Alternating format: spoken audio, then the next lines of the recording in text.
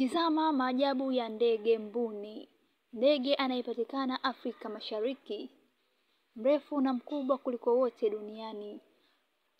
Anakadiriwa kufikia urefu wa futi 9 na uzito wa kilo 156. Uzito mkubwa wa mbuni upo kwenye miguu yake, lakini pia ndiyo silaha kubwa dhidi ya maadui. Teke la mbuni linaweza kumuua binadamu au hata simba. Mbuni ndiye ndege mwenye kasi kuliko ndege wowote au hata mnyama mwenye miguu 4 au 2. Kasi ya mbuni ni kilomita 70 kwa saa, na hatua moja ya mbuni inaweza kufika hata mita 5. Mbuni ana kasi kubwa kuliko hata farasi.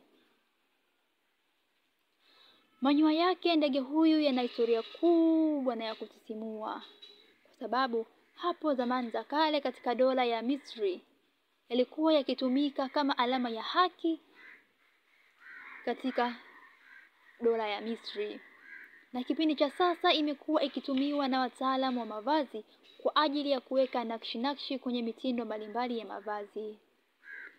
Jicho la mbuni lenye sentimita 5 ndilo jicho kubwa kuliko wanyama wote, likimsaidia kuweza kuona mbali na hasa maadui zake. Jicho la mbuni ni kubwa kuliko hata ubongo wake.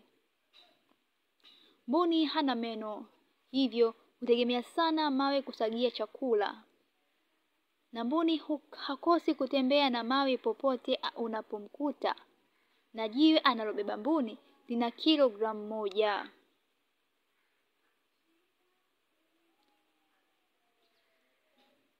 Watu wengi wanaamini mbuni amekuwa wakiwinda tangu maelfu ya miaka, lakini ni kwa sababu ya nyama.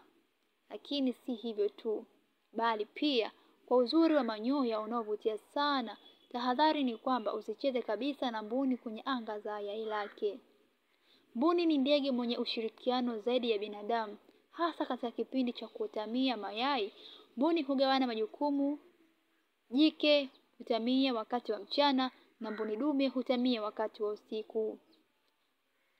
Mguu wa mbuni una vidole viwili vyenye kucha kwa mbele, na kidole cha nje huwa hakina kucha, wakati ndege wengine hawana vidole vitatu, lakini ndege wengine wana vidole vitatu hadi 4, na uwepo wa vidole hivi humsaidia kuwa na mwendo kasi wa ajabu sana kuliko ndege wengine duniani.